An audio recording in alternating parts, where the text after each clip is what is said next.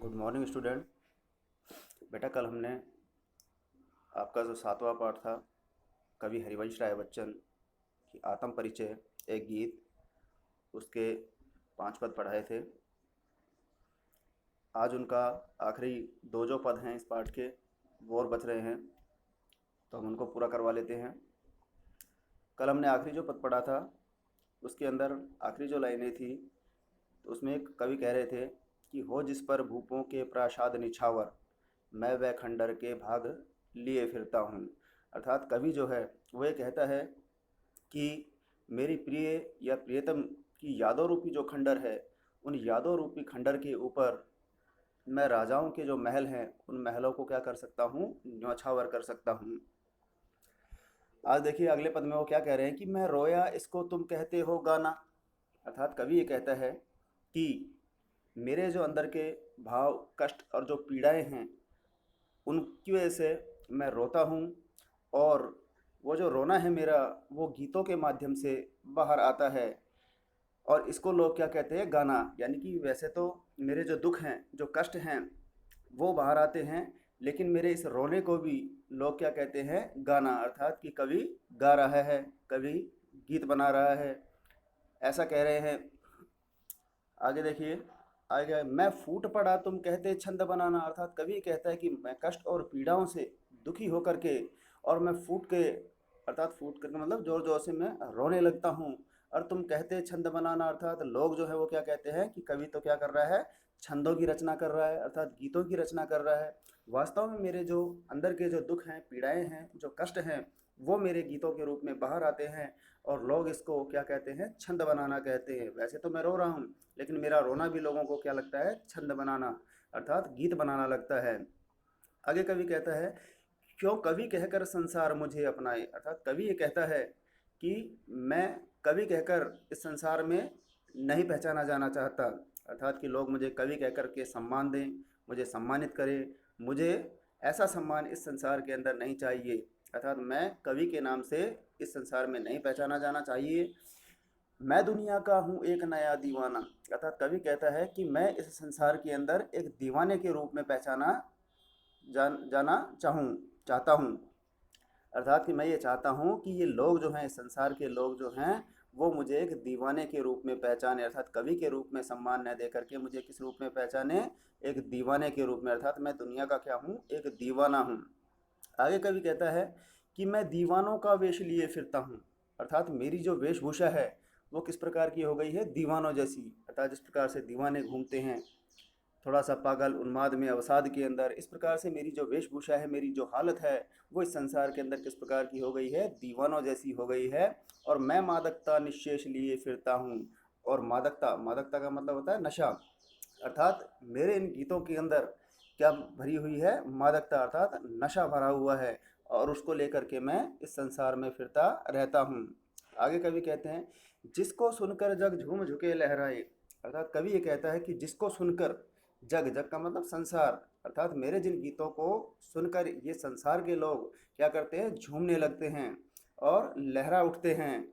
मैं मस्ती का संदेश लिए फिरता हूँ। अर्थात इस संसारिक लोगों के लिए मेरे गीतों के अंदर क्या है, सभी के लिए मस्ती का संदेश है। अर्थात मेरे इस मस्ती के संदेश को सुन कर के इस संसार के लोग जो हैं वो मस्ती के अंदर झूम उठते हैं और लहरा उठते हैं। तो ऐसा मैं प्रेम संदेश इस संसार के अंदर लेकर लोगों के लिए फिरता रहता हूँ। तो बेटा कवि हरिवंश राय बच्चन ने आत्म परिचय कविता के अंदर अपने मन के जो उद्गार हैं और इस संसार से उसका जो नाता रिश्ता है उसके बारे में इस गीत के अंदर उन्होंने बताया है। आपका ये जो लेसन है वो पूरा हो चुका है। इसके बाद आपका अगला जो लेसन है वो है कवि कुंवर नारायण की कविताएं हैं, बात सीधी थी। तो उसके बारे में अगले पाठ के बारे में हम बात करते हैं। अध्याय नंबर आपका 8, कविता के बहाने और बात सीधी थी, कवि कुंवर नारायण। तो दो कविताएं इस पाठ के अंदर उनकी ली गई हैं। एक तो है कविता के बहाने और एक है बात सीधी थी पर। तो सबसे पहले हम उनके जीवन परिचय के बारे में बात कर लेते हैं। तो कवि कुंवर नारायण का जो जन्म है वो सन 1927 ईस्वी में हुआ था। और मृत्यु जो है वो आपकी पुरानी जो बुकें हैं शायद उनमें नहीं होगी, क्योंकि उनकी मृत्यु जो है वो 15 नवंबर सन 2017 में, यानी कि अभी 2-3 साल पहले ही उनका देहांत हुआ है कवि कुंवर नारायण का। 15 नवंबर सन 2017 के अंदर कवि कुंवर नारायण का निधन हुआ और सन 1927 ईस्वी के अंदर इनका जन्म हुआ। आगे देखिए, नई कविता आंदोलन के प्रमुख कवि कुंवर नारायण का नाम तीसरे सप्तक 1959 ईस्वी के अग्रगण्य, अग्रगण्य का मतलब होता है जिनकी सबसे आगे गिनती हो, उन कवियों में लिया जाता है। तो कौन से सप्तक में? तीसरे सप्तक। अब देखिए तीसरा सप्तक जो है वो क्या है। देखिए हिंदी साहित्य के अंदर 4 सप्तक चलाए गए थे, जो कि सच्चिदानंद हीरानंद वात्स्यायन अज्ञेय, जो हिंदी के एक बहुत बड़े लेखक हैं, अज्ञेय जी ने इन सप्तकों को बनाया था। और देखो ये सप्तक क्या है, सप्तक का मतलब एक जो सप्तक था उस एक सप्तक के अंदर 7 जो कवि थे, उन 7 कवियों की रचनाओं का क्या किया गया था? संकलन किया गया था। तो 7 कवियों की एक कविताओं का क्या था? संकलन जो था वो क्या कहलाता है हिंदी साहित्य के अंदर? तार सप्तक कहलाता है। तो पहला, दूसरा, तीसरा और चौथा अर्थात 4 तार सप्तक। पहला जो सप्तक था वो 43 के अंदर सन 1943 में आया था। दूसरा सप्तक सन 1951 में आया था।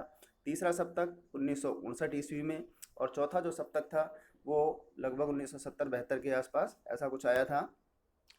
तो इनका जो नाम है वो कौन से सप्तक में लिया जाता है? तीसरे सप्तक। यानी कि तीसरा जो सप्तक 1959 में था उसके अंदर 7 कवि जो थे, उन 7 कवियों के जो कविता थी उनकी रचनाओं का संकलन था।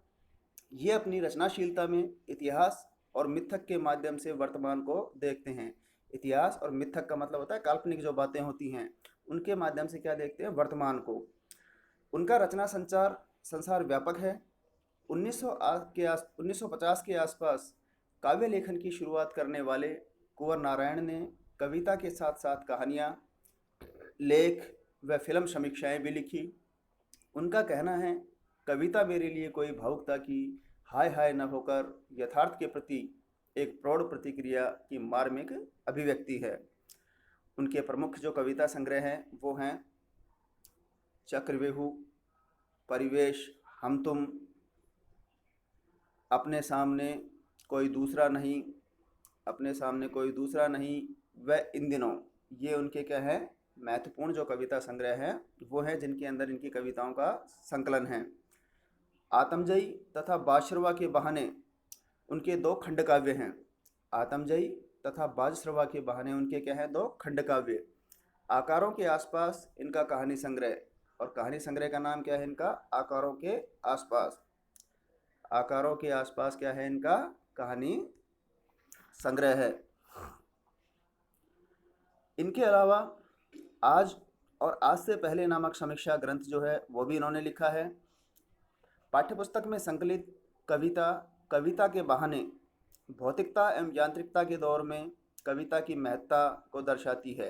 अर्थात जो पहली कविता ली गई है कविता के बहाने, उसके अंदर जो आज का भौतिकवादी जो युग है और यांत्रिकता अर्थात मशीनों का जो युग है, उस मशीनों के युग के अंदर कविता का जो महत्व है, उस कविता के महत्व को क्या करता है? बताता है कि आज भौतिकवादी संस्कृति है, यांत्रिक अर्थात मशीनों का दौर आ गया है। तो इस मशीनों के दौर में भौतिकवादी संस्कृति के अंदर भी किसका महत्व है? कविताओं का। और कविताओं का जो महत्व है उस महत्व को यहाँ पर उन्होंने स्पष्ट किया है।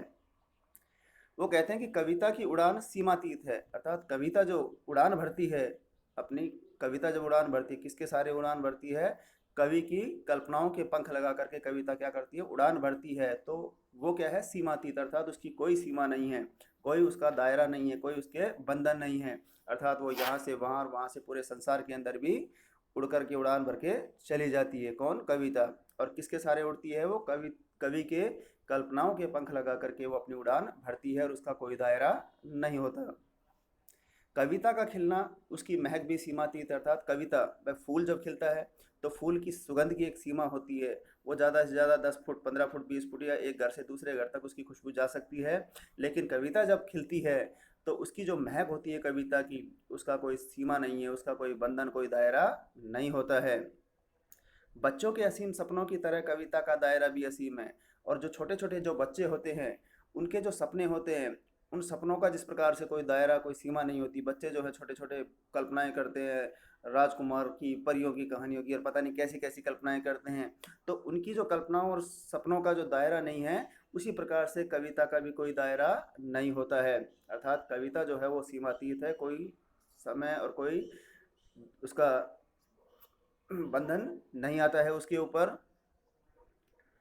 जहाँ भी सृजनात्मक ऊर्जा होती है वहाँ सीमाओं के दायरे जो है वो स्वतः टूट जाते हैं। दूसरी कविता बात सीधी थी पर भाषा की सहजता पर बल देती है। अर्थात दूसरी जो कविता उन्होंने दी है बात सीधी थी पर, वो किसके ऊपर, भाषा की जो सहजता है उसके ऊपर बल देती है। अर्थात कवि ये कहते हैं इस कविता के माध्यम से कि सीधी और सरल बात को सीधे और सरल शब्दों में ही व्यक्त करना चाहिए। अर्थात सीधी सरल भाषा को अगर हम कठिन, क्लिष्ट और ध्रुव शब्दों का प्रयोग करके व्यक्त करने की कोशिश करेंगे तो बात का जो अर्थ है वो निकल कर सामने नहीं आएगा और वो बात में ही घूमता रह जाएगा और बात जो है वो क्या हो जाएगी, व्यर्थ हो जाएगी। तो उन्होंने ये कहा है कि सीधी, सहज और सरल बात जो होती है उसको सीधे, सहज और सरल शब्दों में ही क्या करना चाहिए, व्यक्त कर देना चाहिए। ज़्यादा घुमावदार भाषा के चक्कर में कभी कभी सीधी बात भी उलझकर अग्राह्य बन जाती है। अर्थात ज़्यादा घुमावदार भाषा के चक्कर में, यानी कि ज़्यादा कठिन, क्लिष्ट और ध्रुव शब्दों का अगर मान लो प्रयोग कर दिया तो उसके चक्कर में कभी कभी जो सीधी बात जो है वो भी उलझ जाती है और उलझ करके अग्राह्य अर्थात ग्रहण करने योग्य, अग्राह्य का मतलब होता है ग्रहण करने योग्य नहीं, अग्राह्य का मतलब क्या होता है, ग्रहण करने योग्य वो नहीं रहती है अगर हम उसमें कठिन शब्दों का प्रयोग कर देंगे। अच्छी बात या अच्छी कविता का सर्जन सही व सहज शब्द से जुड़ना ही है। अर्थात जो अच्छी बात हो या अच्छी कविता जो हो वो कैसे शब्दों से, सहज जो शब्द है उनसे जुड़ना उसका ज़रूरी है। अर्थात सीधे साधे सरल और सहज शब्दों के अंदर अपनी बात को या अपनी कविता को क्या कर देना चाहिए, कह देना चाहिए, जिससे कि वो आसानी से लोगों के समझ में आ जाए। अगर हम उसके अंदर कठिन शब्दों का अगर प्रयोग करेंगे तो वो भाषा जो है क्या हो जाएगी, ग्रहण करने योग्य, समझने योग्य नहीं रह जाएगी। तो यही इस कविताओं में, इन दोनों में बताया है। कविता के बहाने के अंदर कविता की जो उड़ान है उसकी कोई सीमा नहीं होती, इसके बारे में बताया है उन्होंने। और आज का जो भौतिक और यांत्रिकता का जो युग है उसके अंदर कविता का जो महत्व उसको स्पष्ट किया है उन्होंने। और दूसरी कविता जो है कि बात सीधी थी, उसके अंदर कवि ने ये कहा है कि सीधी सादी और सरल जो बात होते हैं उनको सीधे सादे शब्दों में क्या करना चाहिए, व्यक्त करना चाहिए, कठिन शब्दों का उसमें प्रयोग नहीं करना चाहिए। तो इससे जुड़ी हुई जो बेटा अगली जो कविताएं दोनों हैं वो कविताएं हम कल अगले नेक्स्ट वीडियो में करवाएंगे। आज के लिए धन्यवाद।